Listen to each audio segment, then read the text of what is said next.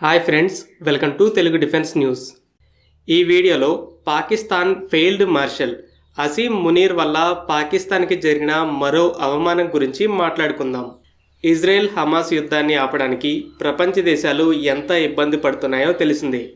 అయితే Trump propose చేసిన ప్లాన్లో భాగంగా గాజాలో పీస్ని నిలకడగా ఉంచడానికి 20,000 సోల్జర్స్ని పంపుతామని మునీర్ ఆఫర్ చేశాడు.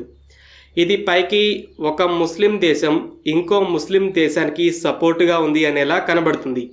కానీ ట్విస్ట్ ఏంటంటే ఒక Pakistani senior జర్నలిస్టే Asim Munir బండారాన్ని బయటపెట్టింది.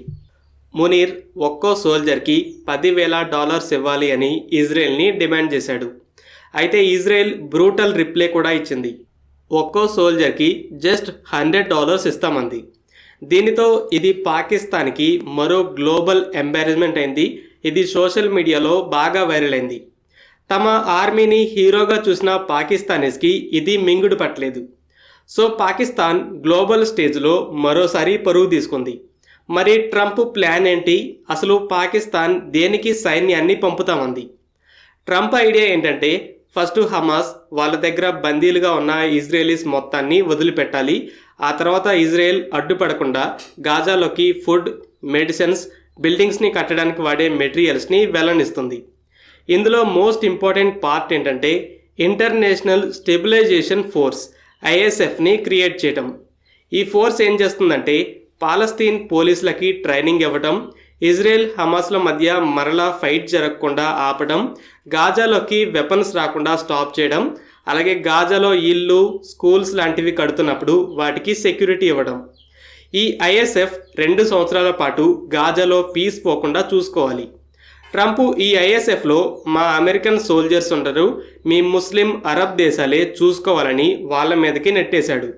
So గాజాలో piece ఉండాలి అనే కోరుకునే దేశాలు ఏమీ ఆశించకుండా వాలంటీర్స్గా తమ సోల్జర్స్ని పంపాలి.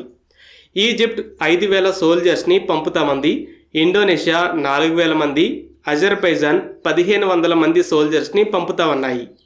అయితే పాకిస్తాన్ సర్ప్రైజింగ్గా మేము 20,000 మంది సోల్జర్స్ని పంపుతామంది. పాకిస్తాన్ డిఫెన్స్ మినిస్టర్ అయితే ఇది మన దేశానికి ప్రైడ్ అని స్పీచ్ ఇచ్చాడు. కానీ సీక్రెట్గా ఇజ్రాయెల్ దగ్గరికి వెళ్ళి మా సోల్జర్స్ హమాస్ మీ మీద దాడి చేయకుండా చూసుకుంటారు కాబట్టి మీరు ఒక్కో సోల్జర్కి $10,000 ఇవ్వాలని అడిగాడు. ఇలా వాలంటీర్గా వెళ్తూ మనీ అడగడమే చీప్ అయితే ఇజ్రాయెల్ ఇంకా చీప్ అయ్యేలా జస్ట్ $100 ఇస్తామని చెప్పింది. పాకిస్తాన్ చాలా దశాబ్దాల నుండి ఈ బిజినెస్ని చేస్తుంది. ఇంతకుముందు ఒక వీడియోలో చెప్పాను, 1979లో సౌదీలో గ్రాండ్ మాస్క్ని కొంతమంది రెబల్స్ కంట్రోల్లోకి తీసుకుంటే పాకిస్తాన్ తమ సోల్జర్స్ని పంపింది. దానితో సౌదీ మనీ, ఆయిల్ ఇచ్చింది. దానికి 9 ఏళ్ల ముందు పాలస్తీన్లో కొంత భాగం జోర్డన్ కంట్రోల్లో ఉన్నప్పుడు అక్కడ పాలస్తీన్లు జోర్డన్ కింగ్కి వ్యతిరేకంగా రెబల్స్గా మారారు. సో పాకిస్తాన్ సోల్జర్స్, ట్యాంక్స్ని పంపి వాళ్ళని అణిచివేసింది. కానీ ఇప్పుడు మాత్రానికి ఫ్రీ పాలస్తీన్ అంటుంది. ఇక 1990లో ఇరాక్, కువైత్ మీద దాడి చేసినప్పుడు పాకిస్తాన్ తమ సైన్యాన్ని పంపి సౌదీ మీద దాడి చేయకుండా ప్రొటెక్షన్ ఇచ్చింది. దానికి సౌదీ $5 బిలియన్ ఇచ్చింది. ఇక 9/11 అటాక్ తర్వాత అమెరికా మనీ ఇచ్చి పాకిస్తాన్ సోల్జర్స్ని తాలిబాన్కి ఎగెనిస్ట్గా వాడింది.